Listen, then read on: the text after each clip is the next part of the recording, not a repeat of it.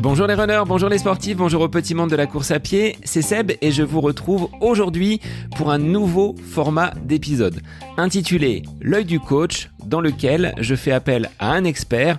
Aujourd'hui, c'est Bruno Heuby qui vient vous apporter des informations claires, précises et concises sur une question que j'ai à lui poser autour de l'entraînement, autour de notre pratique sportive.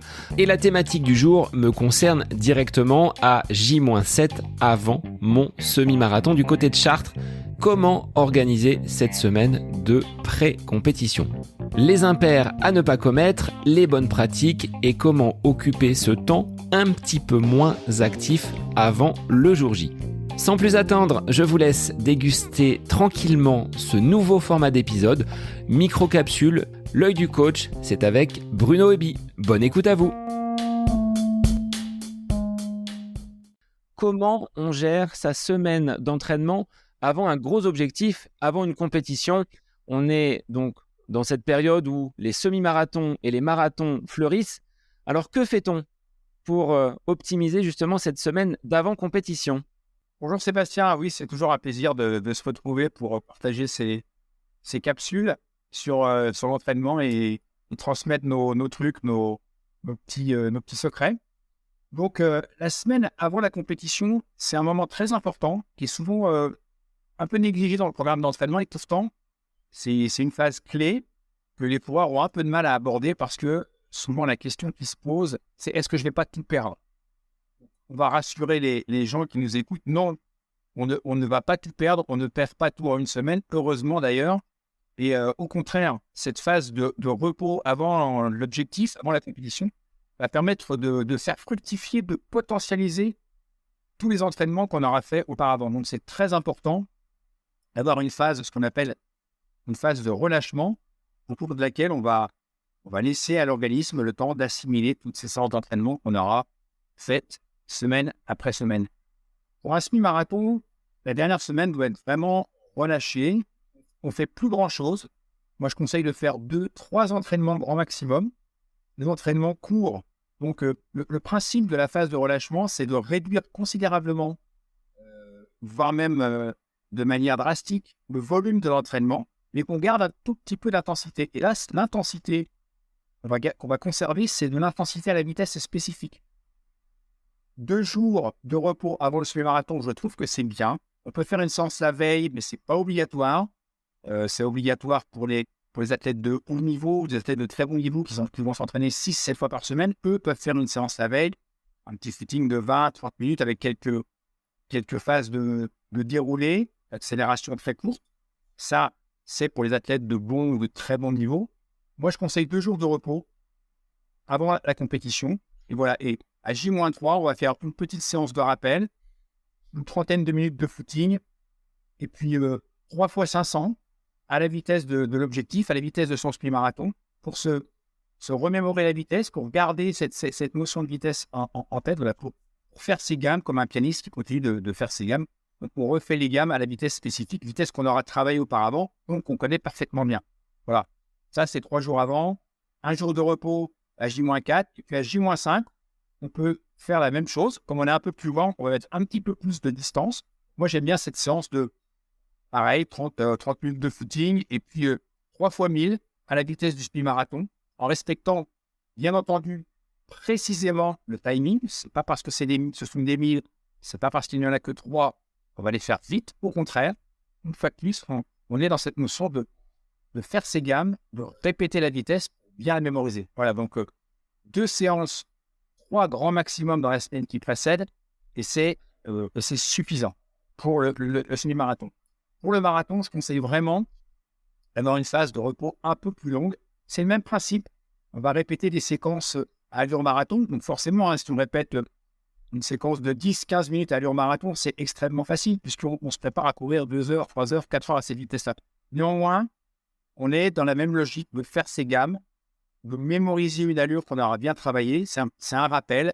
Donc, pas question d'aller trop vite parce que la distance est plus courte. Ça, c'est vraiment l'écueil dans lequel on peut tomber. Pour le marathon, je déconseille vraiment de faire une séance la veille, sauf si on s'appelle Kipchoge. Mais là, vraiment, veille et avant-veille, repos. À J-3, une séance courte, pas plus de 40 minutes, avec une séquence à allure marathon d'une dizaine de minutes à peu près. Voilà, ça suffit. J-4, on ne fait rien. J-5, même principe que le semi-marathon. Une séance d'une cinquantaine de minutes avec 15 à 20 minutes à allure marathon. Bien mémoriser l'allure, une fois de plus. Et ça suffit largement. Alors, on n'aura peut-être pas le temps d'entrer dans les détails de la semaine avant, mais moi, je conseille aussi de faire une semaine allégée donc à S-2.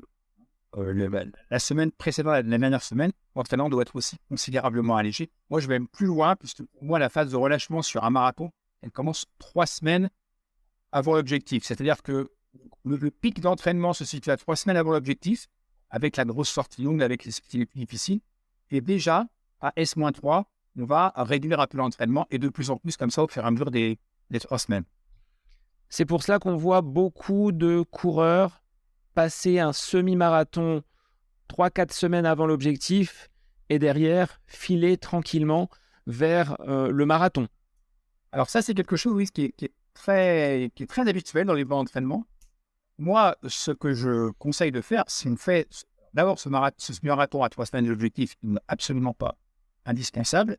Et comme on est dans la phase d'entraînement la plus intense, il doit forcément, selon moi, se dérouler à l'allure du marathon. Je ne vois pas comment à 3 semaines de l'objectif, dans la phase d'entraînement la plus chargée, on peut battre son record sur ce semi-marathon. Donc pour moi, ce semi-marathon à S-3, on ne doit l'envisager que comme l'ultime sortie longue. Par contre, je trouve que c'est hyper intéressant de le faire dans le cadre d'une compétition. J'en parlais justement avec un athlète ce matin. Il disait, je vais faire le suivi à l'allure du semi-marathon. Et donc oui, c'est très intéressant parce que là, on prend le départ du semi-marathon comme si on prenait le départ du marathon. C'est-à-dire qu'en fait, on ne prend pas le départ du semi-marathon, on prend le départ du semi-marathon. Mais on est sur un semi-marathon. L'idéal, c'est d'avoir fait un échauffement avant et un retour au calme après pour que la durée de la sortie longue soit suffisante en fonction de ce qu'on a prévu dans le programme. Voilà comment j'envisage le semi-marathon à S-3. Dans cette crainte de ne pas en faire assez, tu le disais, cette semaine de relâchement, elle doit être vraiment très light. Il y a aussi peut-être une vigilance à avoir sur ces sensations. C'est pas le moment qu'une blessure arrive. Comment on fait pour être dans de bonnes dispositions et dans ces meilleures conditions pour performer quelques jours après donc la fin de cette phase de relâchement? Souvent, les sensations sont très mauvaises dans cette phase de relâchement. C'est vraiment quelque chose qui revient dans les discussions, dans les retours des coureurs où les sensations sont mauvaises. Donc là, il ne faut pas s'en inquiéter. Ce n'est pas très grave. Il y a sans doute des progrès à faire au niveau de la science pour comprendre ce qui se passe dans le cerveau de l'être humain. Peut-être qu'il y a une espèce de peur qui s'installe. Peut-être qu'on est encore plus à l'écoute de ces sensations, sans doute. Et que du coup, les sensations ne sont pas forcément à la hauteur. Le fait que l'organisme soit moins sollicité doit perturber aussi les repères. Donc, c'est difficile d'avoir des bonnes sensations à l'approche de l'objectif.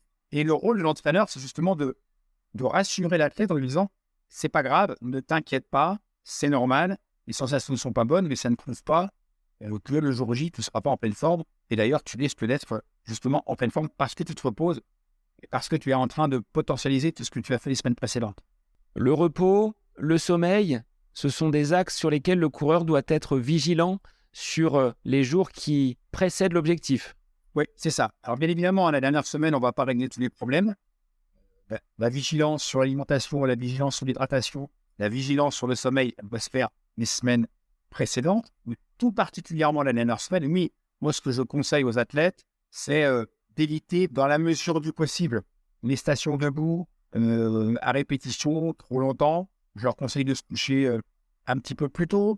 C'est difficile de se coucher plus tôt quand on est un peu dans l'attente de l'objectif. Mais si on se lève plus tôt, on va facilement s'endormir. Donc, se coucher plus tôt, être vigilant sur le sommeil, être vigilant sur les stations debout prolongées, être attentif à l'hydratation, bien s'hydrater de manière régulière. Alors, le coureur, c'est pas un bac Riviera. Une fois qu'on est hydraté, on est hydraté. Mais bon, voilà, veiller à ce que les urines soient bien claires.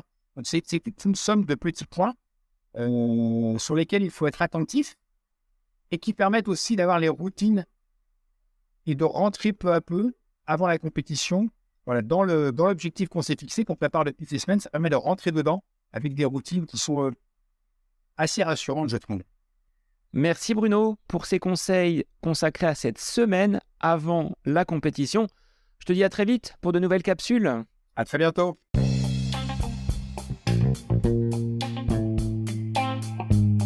Si vous avez une question très précise, des interrogations, soumettez-nous vos demandes et nous les traiterons dans de futures capsules.